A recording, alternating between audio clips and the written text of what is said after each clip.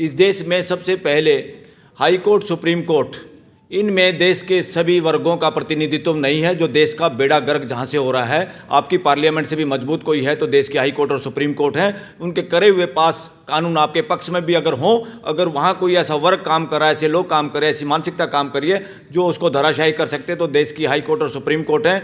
जहाँ पे इस देश के साथ सरेआम आज तक धोखा है, वहाँ पर रिजर्वेशन होनी चाहिए। समाज के हर वर्ग के लोग वहाँ पहुँचेंगे तो हर वर्ग को जस्टिस मिलेगा, इस देश को न्याय मिलेगा।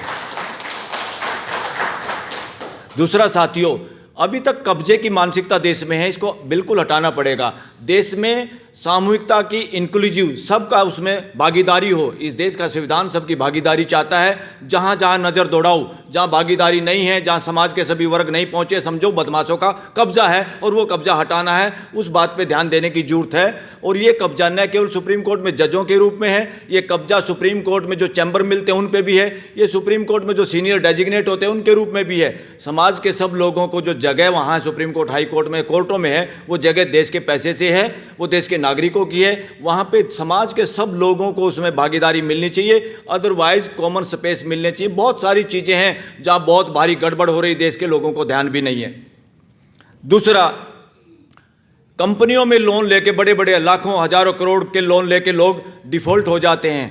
जिसको डिफ़ॉल्ट करते हैं और जिनका दिवाला पीटता है, उन दिवाला पीटी हुई कंपनियों का वो आदमी है जो उनके फाउंडर हैं, उनको कभी भी ज़िंदगी में सरकारी पैसे से, सरकारी बैंकों से या कहीं से भी जहां जनता का पैसा जमा होता है, उन बैंकों से लोन नहीं मिलना चाहिए। देश में बहुत बड़ी गद्दारी चल रही है कि वही लोग लुटेरे जो घर में लूट के पैसा ले जाते हैं, दोबारा फिर वो लोन ले लेते हैं और उनको लोन दे दिया जाता है। इस बात पर ध्यान देने की जरूरत है। देश का पैसा चंद लोगों को, चंद बदमाशों को लोन के रूप में मिलता है, देश की जनता का पैसा देश के लोगों को नहीं मिलता। इस पर ध्यान देने की जरूरत है, इसमें शामिल करने की जरूरत है। साथियों, सुप्रीम कोर्ट का मिसयूज हुआ इस देश में। सुप्रीम कोर्ट ने संविधान की हत्या की है, संविधान के साथ बिट्रेल किया, गद्दारी की है। दो मामले प्रमुख हैं। नंबर एक, ये देश आस्था के नाम पे जगह देने का काम नहीं करता और ना कर सकता। इस देश में राम मंदिर का फैसला या बाबरी मस्जिद का फैसला, नंबर एक, वहाँ पर एविडेंस को इग्नोर करके और खाली मेजॉरिटी के नाम पे वो फैसला किया गया। इससे हमारे देश की मुस्लिम समाज और दुनिया की नज़रों में हमारी सुप्रीम कोर्ट ने बहुत अन्याय किया है। हम इसकी भर्त्सना करते हैं और फ्यूचर में ऐसा ना हो, इस पर नज़र रखनी पड़ेगी देश को। दूसरा, किसानों के साथ अन्याय किया है। पार्लियामेंट ने कानून पास किया, अगर किसी किसान को पैसा नहीं मिला उसकी ज़मीन का, या उसने कब्जा नहीं दिया, इन दोनों चीज़ों में से एक भी अगर किसान के पास है, वो ज़मीन एक्वायर नहीं मानी जाएगी। और 5 साल में अगर कोई ऐसी ज़मीनें हैं जिन पे एक्वायर की है और 5 साल तक या पैसा नहीं दिया या उसका कब्जा है, फार्मर का ही, उस पर काम कर रहा है और तुमने वो ली नहीं, तो उस ज़मीन को वापस फार्मर को देना होगा। और लेना होगा तो नए तरीके का एक्विजिशन के पैसे उसको दे के लेना होगा। ये दोनों फैसले देश के सुप्रीम कोर्ट ने किए हैं। सुप्रीम कोर्ट से फैसले करवाए हैं जालसाजी करके सरकार ने, और दोनों के दोनों फैसले संविधान की हत्या है। सुप्रीम कोर्ट का एक तरह से इसमें मामले में मिसयूज हुआ है। ये मिसयूज ना हो देश का, इसमें हमने मांग पत्र में रखना पड़ेगा। साथियों, अभी आज की खबर है, एलन मस्क, दुनिया का सब लोग जानते होंगे, ट्विटर का भी मालिक शायद वही है। एलन मस्क ने ब्राज़ील की सुप्रीम कोर्ट के जज के बारे में कहा है कि इसने संविधान के साथ धोखेबाजी की है, क्योंकि उसने काफ़ी लोगों को, ऐसे लोगों को हटाने के लिए, उन्हें ट्विटर से चीज़ों को हटाने के लिए कहा है कि भाई ये गलत इन्फॉर्मेशन बेच रहे हैं। जैसे हमारे देश में ट्विटर से या यूट्यूब से चैनलों को बंद किया जा रहा है देश में गलत तरीके से। जो भी चैनल बंद हो, जिसका भी कुछ बंद हो, बिना कोर्ट की इजाज़त से ना बंद हो, ऐसा कानून देश में हो, ये शामिल करना पड़ेगा इस घोषणा पत्र में। और देश में इस घोषणा पत्र में शामिल करना पड़ेगा, देश का प्राइम मिनिस्टर हो, सीएम हो या मंत्री संतरी जितने देश के हैं, उनको मैंडेटरी, जैसे मैंडेटरी होता ना हाजिरी का, मैंडेटरी प्रेस कॉन्फ्रेंस करनी होगी। और प्रेस कॉन्फ्रेंस भी गोदी मीडिया के सामने नहीं, इस देश के सोशल मीडिया के सामने करनी होगी। यह मांग पत्र जनता की तरफ से होनी चाहिए।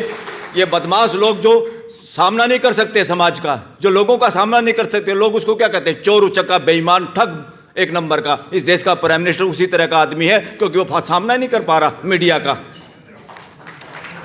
साथियों, दो चीज़ें, बहुत पूंजीवाद और वर्णवाद दोनों सगे भाई बहन हैं, दोनों अमानवीय हैं, प्राकृतिक हैं और ये पूरे नेचर के भी खिलाफ हैं।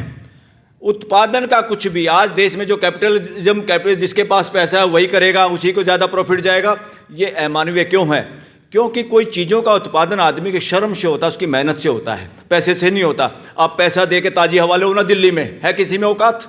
पैसा लेकर प्योर दूध पियो ना, है किसी में औकात? कोई धार नहीं निकालेगा, भैंस नहीं पालेगा। आपका पैसा और आपका रिजर्व बैंक का सारा पैसा गड्डी वहाँ फेंक दो, भैंस चारे में भी नहीं खाती उसको, और वो दूध नहीं देगी आपके नोटों को खा के। तो इसलिए पूंजीवाद पे डिपेंडेंट कोई भी कानून है, ये उसका वर्णवाद से जैसे मानवता का शोषण हुआ, ऐसे पूरी मानवीय का आर्थिक अगर शोषण है तो वो कैपिटलिज्म उसके बीच में है। इसकी जगह पे होना चाहिए लेबर बेस्ड, उत्पादन बेस्ड भागीदारी देश की जनता की। वो प्रॉफिट उन लोगों को मिलना चाहिए। ये कंपनियों का प्रॉफिट किसी के बाप का पैसे का नहीं है, वो पैसा भी बैंक से ले रखे, वो भी देश का पैसा है जिन्होंने ले रखा है। वहाँ उत्पादन करता है वो आदमी करता है। तो इसलिए ज़्यादा से ज़्यादा आदमी जो उत्पादन में शामिल है देश में, ये सारे बेनिफिट सारा कुछ उनको मिलना चाहिए जिनको खाली लेबर कह के लेबर एक्ट घटिया से घटिया बना के लोगों का शोषण किया जा रहा है। ये अब नहीं चलेगा इस देश में। इस घोषणा पत्र में शामिल करना पड़ेगा। हमारे पास इसके पास पूरा रिसर्च है इस बात की कि कैसे ये हो सकता है। यूट्यूब या जो चैनल हैं इनको हमें मांग करनी पड़ेगी अपने इन नौजवानों की वजह से, जिनकी वजह से हमारी सारी बातें देश के सामने पहुंच रही है और देश इनको पसंद करता है। जिस सब्सक्रिप्शन के आधार पे 1 लाख है, 2 लाख है, 50,000 है, इनके आधार पे इन लोगों के सर्टिफिकेट वो आई कार्ड बने इस देश के अंदर, और आई कार्ड से ये उसी तरह कवर कर पाएँ इस देश की पार्लियामेंट को और जुडिशरी को, क्या कहाँ क्या हो रहा है, इन सब को ये परमिशन इसमें इसको शामिल करना हमने इसमें घोषणा पत्र में। मैं इसको कहता हूँ जैसे सती प्रथा का अंत इस देश में हुआ। दूसरी प्रथा सबसे बड़ी है वर्ण व्यवस्था की प्रथा, जो है मती मार प्रथा कहता हूँ मैं उसको। मती मार, लोगों की मती मारने के लिए प्रथा। वहाँ कुछ लोगों को बेनिफिट हो, पूंजीवाद भी कहता है कुछ लोगों को बेनिफिट हो। जितने भी ऐसे मामले हैं संविधान प्रथा उसकी कहता है बात, भाई वो मान लो किसी की आस्था जो है, पर आस्था का ये मतलब नहीं है जो सच्चाई पे आधारित ना हो, जो तर्क पे आधारित ना हो।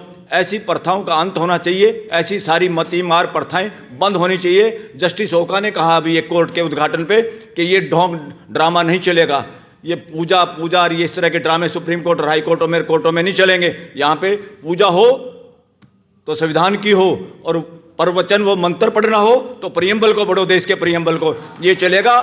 ये मती मार ढोंग सारा बंद होगा कि किस औरत का फोटो लगाएंगे हम, कोई ताकत की देवी, कोई शिक्षा की देवी, को फलाने का खागड़। ये क्या नॉनसेंस, ये देश में अब नहीं चलेगा।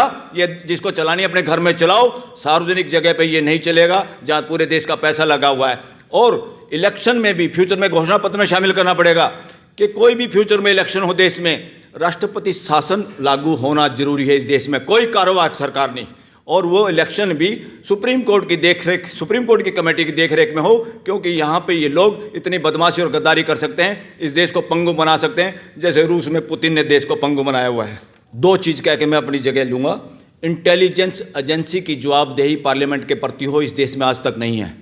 इंटेलिजेंस का बहुत बड़ा बजट होता है, सारी सरकारें, प्रधानमंत्री उसका मिसयूज करता किसी को, लोगों को मरवाने में वो काम है उनका, देश की सुरक्षा का, इंटरनल और देश की बाहर की सुरक्षा का। इनसे करवाए क्या जाते हैं काम, नेताओं की, अपोजिशन की, बोलने वाले लोगों की जांच करो, उनके घर के पैरा देखो, क्या करो, उनके फ़ोन टेप करो, फलाना करो, जो असली काम है वो करते नहीं।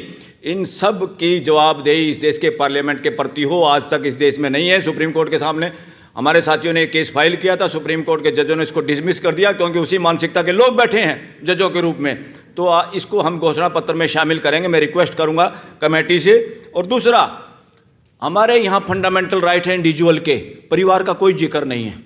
दुनिया के 2 संविधानों में परिवार का जिक्र है, यहाँ पे परिवार का जिक्र नहीं। एक केस तो ऐसा आ रहा है जहाँ माँ बाप के पास पैसा है, बच्चे अच्छी नौकरी पे हैं, बहुएं अच्छी नौकरी पे हैं, माँ बाप एक मुकदमा लेके सुप्रीम कोर्ट में आए हैं। 2 दिन के बाद वो लिस्ट हो जाएगा। मुकदमा क्या है कि बच्चे अपने माँ बाप का फ़ोन भी नहीं उठाते, एक बार उसको पता चल गया तो एड्रेस ही बदल लिया घर। यानी अपने माँ बाप को बच्चे, उस माँ बाप की तो हम सोच सकते हैं जिसके पास पैसा नहीं, गरीब है, उनके लिए तो कानून है। माँ बाप मिलना चाहते हैं, इमोशनल हैप्पीनेस भी तो चाहिए।